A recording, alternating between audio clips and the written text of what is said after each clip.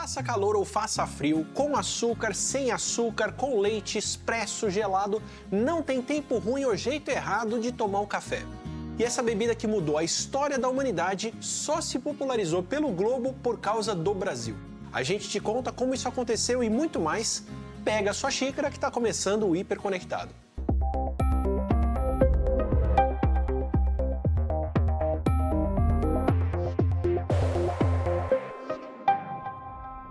Seja bem-vinda, seja bem-vindo ao Hiperconectado. Vai um cafezinho aí pra gente começar? Essa nossa ligação do café com recepção e tudo mais aqui no Brasil não é à toa. A história do Brasil é ligada ao café e ligada pelo café. Quer um exemplo?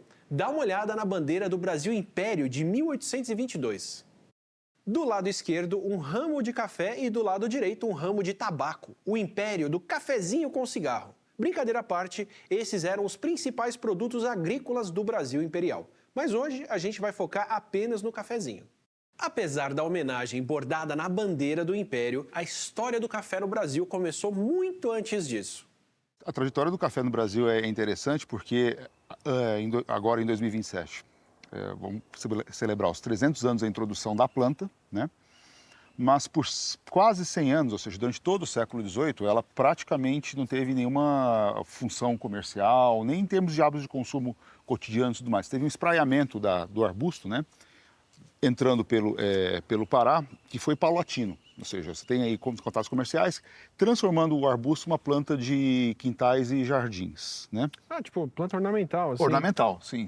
E sem um uso comercial e talvez, assim, com algum consumo, mas consumo que inclusive não deixa nem rastros na documentação. É difícil você encontrar referências no período colonial à planta, claro que há, né? Mas não como um hábito de consumo. O café nesse sentido, né? O café na cultura brasileira, nos hábitos de consumo brasileiros, né? E na economia brasileira é uma criação do século XIX. Caramba! Sim. E é uma criação do século XIX e tem um ponto muito claro de inflexão que foi a fuga da família real portuguesa para o Brasil, né? Processo de abertura dos portos e tal, e a Constituição em torno do Rio de Janeiro, né? Tanto no maciço da Tijuca, né? Aquela imensa formação rochosa que tem dentro da cidade, né? Como no Vale do Paraíba, ali começa para valer mesmo a produção depois da fuga da família real portuguesa, nesses dois polos, né? O Brasil é um grande consumidor de café desde a virada do século XVIII para o século XIX, né? Produto muito barato, produto acessível socialmente para todos os grupos sociais, senhores, escravos, homens livres pobres e assim por diante, né? O café no Brasil teve uma relação muito intensa com o tráfico de escravizados. Nosso país foi o país que mais recebeu pessoas escravizadas na história da humanidade. O tráfico aqui começa lá pelos anos 1500 e só vai terminar em 1888 com a abolição da escravidão. Nosso país foi vergonhosamente o último da vizinhança a abolir esse uso de mão de obra. O comércio do café teve muito a ver com essa abolição tardia, pois o cultivo dele dependia da mão de obra escrava. Sabe aquela história de, mas e a economia? O país não pode parar? O café brasileiro, ele modificou o padrão mundial de consumo de café pela indução da oferta. Era um café muito barato, muito ruim. O café brasileiro era de quinta categoria, né? E ele era barato e ruim porque produzido em larguíssima escala com trabalho escravo, né? Então, se a gente fizer uma comparação entre, por exemplo, a produtividade média de um trabalhador escravizado em Saint-Domingue, né, em São Domingos, francês, antes da Revolução, isso girava em torno de 250 a 300 quilos per capita, por trabalhador de roça, né? No Brasil, a produtividade de um escravo era cerca de 1.200 quilos. Nossa! Quase 6 vezes mais. Isso está fundado no quê? Está fundado numa dada forma de exploração do trabalho, uma intensificação do trabalho escravo, né? E uma forma de gestão da paisagem, dos recursos naturais, de organização espacial das fazendas que destruiu os recursos naturais, então destruiu completamente a cobertura florestal do Vale do Paraíba, mas numa lógica que era uma lógica que produzia um café muito barato. Nesse sentido, né, não dá para entender a trajetória da cafeicultura no Brasil e do café como um produto estruturante para o Brasil sem entender o elemento basilar da escravidão.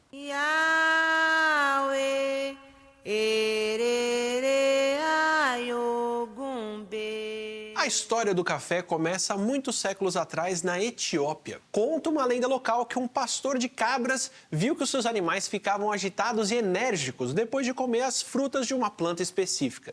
Intrigado, ele também consumiu a fruta e sentiu esse aumento de energia. Essa versão é registrada em um manuscrito do Iêmen do século VI. I want to understand how coffee became popular and what changes this spread brought to society. Okay. I think the way we would think about that goes in sort of several phases. So the first phase is really where coffee becomes popular amongst really a kind of Islamic belt of countries. So coffee grows wild in Ethiopia and around Ethiopia. It started by being imported into Yemen and into the kind of Arab Peninsula, and they also began growing it in Yemen. And so that's from about the sort of 1450s to the 1700s. Coffee is really very much drunk in, if you like, that kind of Islamic diaspora around the Indian Ocean, with the trade coming through Yemen and the port of Al-Makah, known as Mocha. Quite recently, no?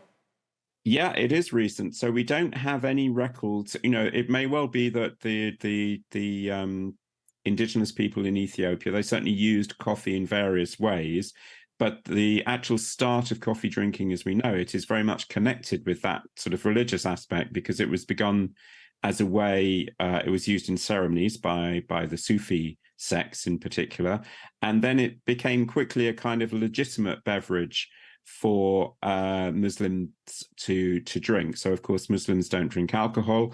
Coffee and coffee houses became the kind of the center within which they congregated.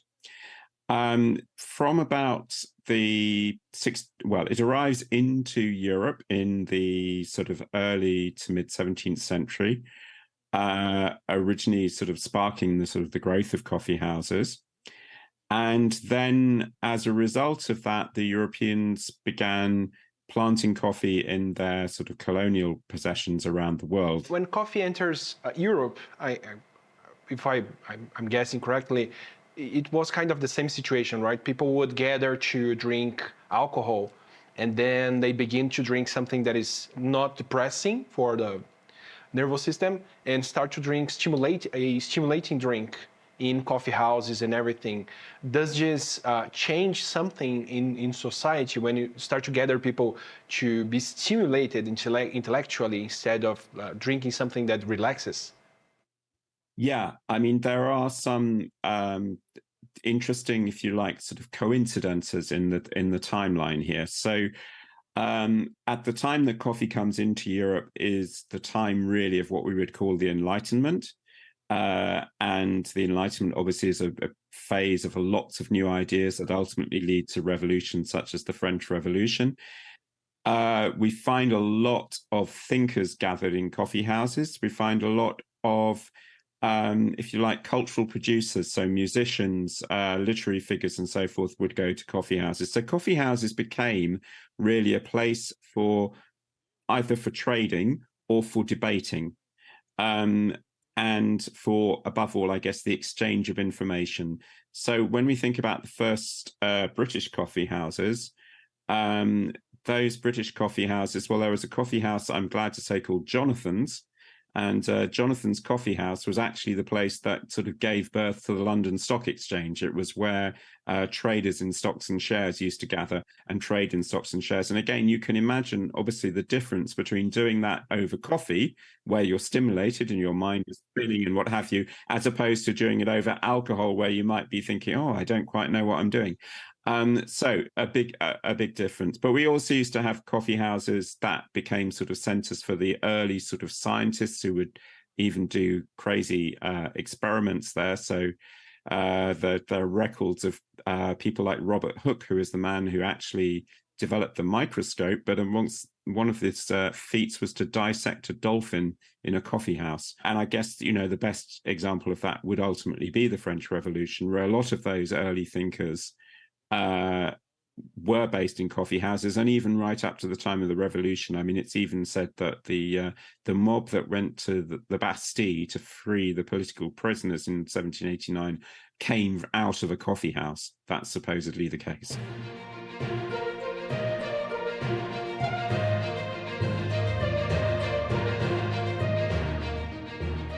In the last few decades, that's changed. Coffee has become much more of what you might call a lifestyle beverage, a way of sort of, as you say, presenting yourself and saying something about your lifestyle. So it's become this kind of premium beverage. And that sort of had various aspects to it. I guess the one that we're most familiar with is, if you like, the kind of, the growth of companies like Starbucks and that format of, the coffee house, the international coffee chain. And as you say, the area where those have really taken off is Asia. And I think they've been used in various ways. I mean, they are used for exchanging information. They're used as places to socialize, and often, in a sense, they're a little bit like other elements in history, where if people maybe don't have much space in their houses, they go out and socialize in the coffee shop. So the other thing is, it's obviously seen as very much a kind of a lifestyle thing. So the younger generation in particular, who kind of have this kind of transnational culture, really, pick up on that style of living and get used to it. And you've put your finger on it with the social media, because, of course, coffee and all those other drinks that have been created with coffee or around coffee are very, very Instagrammable.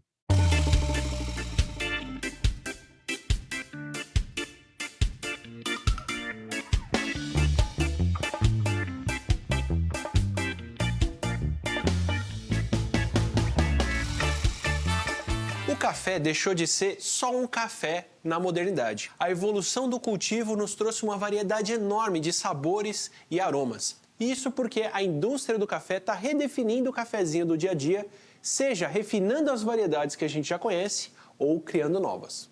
A gente vê cafés que são famosos hoje como cafés especiais, cafés gourmets, muitos deles de outros países como Colômbia, Panamá, países ali da América Central e o topo da América do Sul. De onde vêm as variedades deles? Por incrível que pareça, são todas brasileiras, viu? A maior parte. Sim, na América Central tem cafés que vêm lá da Etiópia, que tem um outro diferencial, né? Mas que nem a Colômbia aí. Praticamente aí 40%, 50% do parque cafeiro da Colômbia é um cultivar do Brasil, cultivar IAC. O nosso programa começou em 1932 e ele continua até hoje, né? Nunca foi interrompido. E isso permitiu aí lançar aí 68 cultivares de café arábica. São variedades que são importantes para o consumidor ou para o plantio? Para os dois. Ah. Dependendo aí do mercado, você vai destinar esse café, né? O que vai definir se vai ser um café tradicional ou um café especial, em primeiro lugar é a cultivar, segundo é o momento da colheita no campo, e o terceiro é o pós-colheita. Tá? Então, se você tiver uma cultivar específica para a produção de cafés especiais, o Bourbon, você colher no momento certo e fizer um pós-colheita bem legal, você vai potencializar a parte sensorial que essa cultivar tem. Entendi. E também outras cultivares, tipo Catuai ou Batamo do Novo, também você pode potencializar essa qualidade sensorial desde que você faça todo o passo a passo certinho. Se você falhar um desses passos, você estraga tudo que você fez antes, tá? Então, o café, para você produzir uma qualidade sensorial especial, por isso que custa caro um café especial, né? Ele é cheio de etapas, né?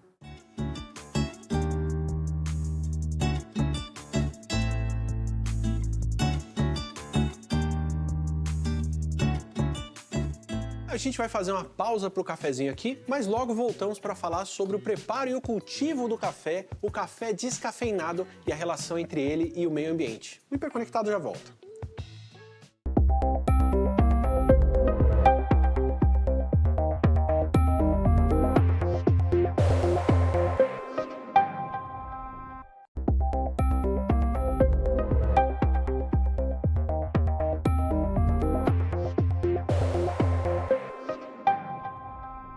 De volta com o Hiperconectado. Expresso, frappuccino, cappuccino, macchiato, pingado. As cartas de cafés das cafeterias estão ficando cada vez mais diversas e, sejamos sinceros, até mais confusas. A maneira como a gente consome café mudou ao longo dos anos e agora a gente vai ver as diferentes formas de preparo.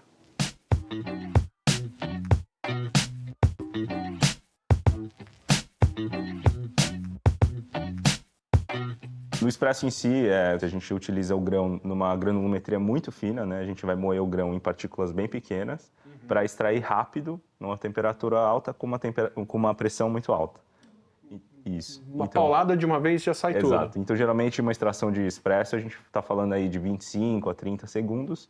Já num café filtrado, 1 minuto e meio, 2 minutos, 3 minutos, dependendo do tipo de método que você utilizar.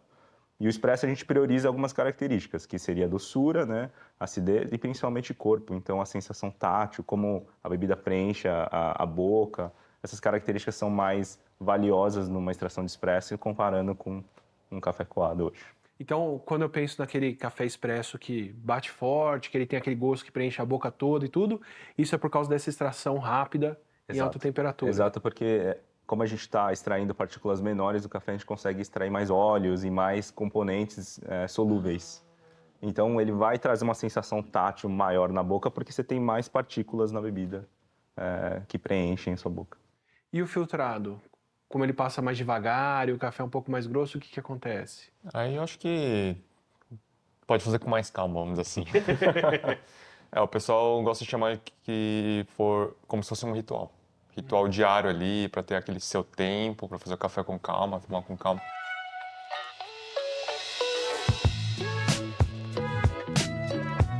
Mas o filtrado, geralmente, a gente pode associar que pode fazer de variações de uma torra média até a torra média escura média clara, mas com variações de granulometria também. Mas uma granulometria um pouquinho mais grossa, porque você vai passar mais água e mais volume, né? Então, geralmente... Também se usar o grãozinho muito fino no filtrado, aquilo não passa nunca. Aí, né? praticamente alaga, estanca e começa a demorar muito tempo para passar, que não é o objetivo de um filtrado, né? Entre filtrado e expresso, tem alguma preferência de grão ou alguma coisa assim pra gente? Experimenta esse grão com esse aqui pra você ver como é que fica diferente?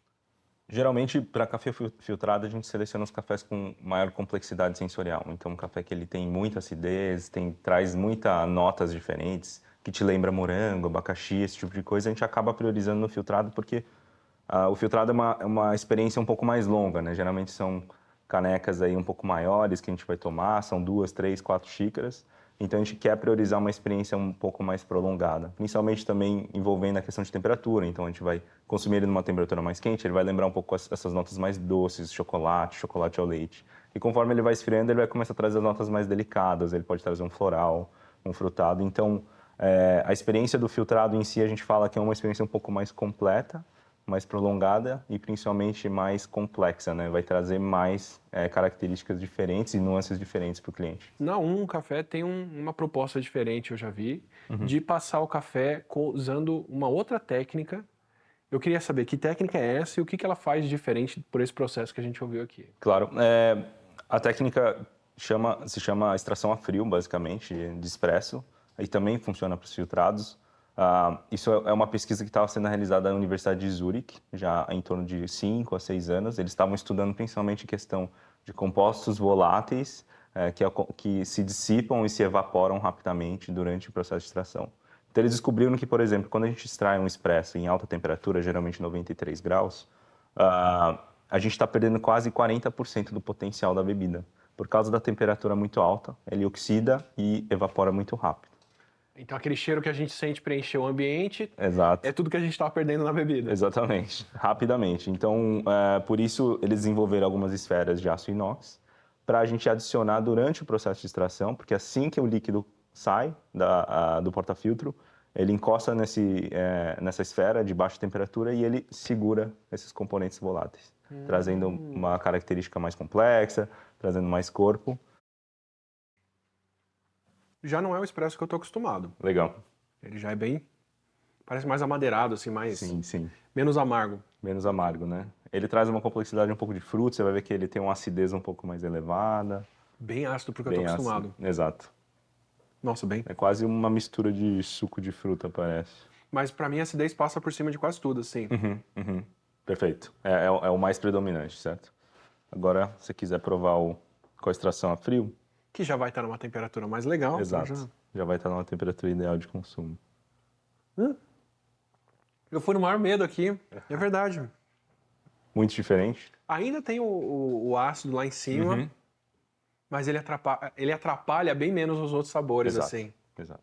Então a extração a frio, ela dá uma equilibrada nessas características, né? Então, Nossa, mas parece que colocou muita coisa misturada aqui dentro. Não é aquele café. Me falta cultura para saber descrever os sabores aqui. Mas vem camadas e camadas de frutas e outras coisas Exato. aparecendo no processo. Não é aquele café que você tome uma coisa só e desce forte. exato. Nossa. O que a gente perderia aqui, a gente conseguiu preservar nessa extração. Então é uma experiência diferente. Você vê que ela preenche mais a boca, o corpo é diferente também. Não parece que eu tô tomando café, de verdade. Assim, Legal. as partes da língua que estão respondendo e os sabores estão aparecendo aqui, o frutadinho que vem depois não tem nada a ver com o café que eu tô acostumado. Então, como produtores e como baristas, Isso. seria o termo? Exato. Premiadíssimos, eu queria que vocês me dissessem que variedades que vocês recomendam para as pessoas provarem em casa, com qual tipo de filtro ou o quê, que vai dar um pouquinho para as pessoas dessa noção do que a gente é capaz, assim. Com certeza. Acho que o Brasil é um dos melhores países produtores do cultivar Bourbon amarelo, que é um cultivar antigo, né? Vem desde das primeiras variedades que chegaram no Brasil. É uma variedade que tem alta complexidade, geralmente notas florais incríveis, uma acidez que lembra a fruta cítrica. Eu acredito que é um dos cafés mais interessantes e importantes na cultura de café de qualidade no Brasil.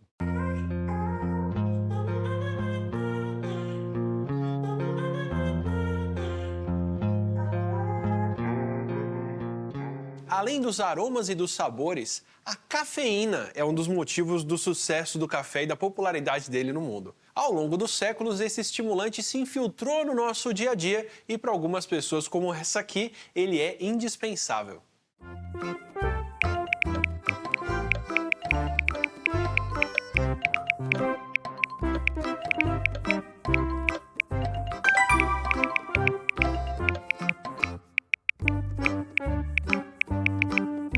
A gente já viu como vários métodos de preparo diferentes podem influenciar a quantidade de cafeína que vai parar na nossa xícara. Mas uma tendência moderna é a de aumento de demanda pelo café descafeinado. E essa demanda pode vir de vários motivos, desde preferências pessoais a condições de saúde ou sensibilidade à cafeína. Veja bem, existe naturalmente algumas variedades, como a café laurina, que tem baixo teor de cafeína. Nós dizemos que este café ele é naturalmente descafeinado. É um café especial, raro, mas é interessante. Por quê? Porque a maioria dos cafés descafeinados, eles são descafeinados por um processo industrial. O café, então, cru, vai ser embebido em água. Esta água vai extrair toda a composição química do café e, na sequência, passará por um processo de extração da cafeína e retornar todo esse extrato solúvel novamente para o grão cru. Este grão cru é que será torrado. Este grão cru torrado será, então, considerado com baixo teor de cafeína.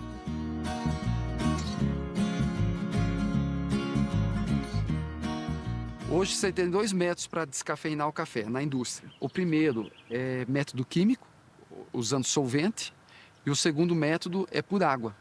Tá? No Brasil ainda, se a indústria quiser descafeinar por água, ela tem que mandar para o México ou para o Canadá, o que encarece o produto. E o outro método, você manda mesmo aqui em São Paulo, tem uma indústria que remove a cafeína do grão usando o solvente químico. Só que qual que é a desvantagem? O método solvente químico, ele não remove só a cafeína, ele remove outros componentes químicos que dão sabor na bebida. Entendi. Tá? O da água já não acontece isso. Tá? Só que você pensando em sustentabilidade, né? Hoje o recurso hídrico é discutido no mundo inteiro, né? Para você mandar esse café lá para o Canadá ou para o México, então o custo fica muito elevado. Muito mais fácil você já ter uma planta que você colhe e prepara como café normal, mas que vem sem cafeína. Exatamente, você colhe do campo sem a cafeína.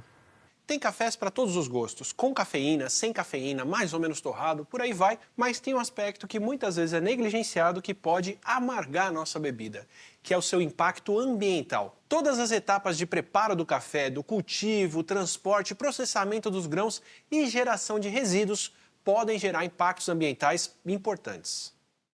Outro fator, esse mais recente, são as cápsulas de café. Apesar da sua praticidade e popularidade, elas têm sido objeto de preocupação. Geralmente, elas são feitas de plástico ou alumínio e o processo de extração e fabricação desses materiais resulta em emissões de carbono significativas e gera resíduos industriais. Além disso, a maioria das cápsulas não é biodegradável, o que levanta questões sobre o destino desses resíduos após o consumo. Se o café impacta o meio ambiente com a sua produção, por sua vez, as mudanças climáticas que nós estamos causando no meio ambiente também podem impactar a produção de café. O Paulo Sérgio de Souza conversou com a gente sobre os possíveis impactos das mudanças climáticas na produção desse grão. A gente sabe que o café ele tem uma plasticidade, ou seja, é possível plantar café hoje, é cultivado atualmente, desde o norte do Paraná até regiões mais quentes no Cerrado brasileiro, o café arábica, o coffee arábica. Então a gente percebe que a própria cultura ela já tem uma plasticidade. Tem que usar algumas tecnologias para que isso possa ter algum efeito menor na produtividade. Então nós sabemos que a região nossa tem uma temperatura ideal para o café. A temperatura ideal para a cafeicultura seria o coffee arábica entre 18 a 23 graus Celsius anual, né? Nós sabemos que algumas temperaturas excessivas, por exemplo, 30 graus a mais ou temperaturas muito baixas, causando geadas, poderia dar prejuízo razoável para a cultura. Nós temos que lembrar também que essas mudanças climáticas podem afetar na parte do regime hídrico, né? Ou seja, as chuvas. Então isso é outra preocupação que nós estamos tendo. Se aumentar a temperatura, nós vamos ter que observar como que estão sendo as chuvas, a distribuição dessa chuva. Então nós observamos se tiver mal distribuída, talvez teria que usar com algumas tecnologias. Então a irrigação, talvez, na região nossa que hoje não é recomendado, possa ser futuramente recomendado justamente por essa má distribuição das chuvas. Outra coisa que a gente observa é que nós podemos fazer outros tipos de trabalho, ou seja, de manejos, para que a cultura não tenha perdas de produtividade. Uma delas é usar quebra-ventos, usar arborização, fazer outros manejos na entrelinha para melhorar a absorção de água, infiltração de água no solo, e isso faz com que a planta tenha uma maior resiliência por altas temperaturas e essa má distribuição das chuvas. Então nós acreditamos na cafeicultura que ela pode ficar por muitos anos na nossa região ainda, com alguns manejos, adaptações tecnológicas que já tem no mercado que a gente pode trabalhar ela. À medida em que a gente desfruta de um bom café, além de pensar nos sabores, nos cheiros, em tudo que ele oferece, é bom refletir um pouquinho sobre o papel de instituições públicas de pesquisa, como o IAC, que não só desenvolveram toda a variedade de cafés que a gente tem hoje e grande parte dos cafés especiais, gourmets e outros que você pode tomar, mas que também estão se adiantando e preparando variedades de café que vão garantir que a gente vai conseguir continuar tomando ele mesmo com as mudanças climáticas que nós causamos. São eles que adaptam essas plantas, criam essa variedade que a gente consome e garantem um consumo tão importante para um país como o Brasil. O Hiperconectado vai ficando por aqui, a gente volta semana que vem. Bom cafezinho até lá.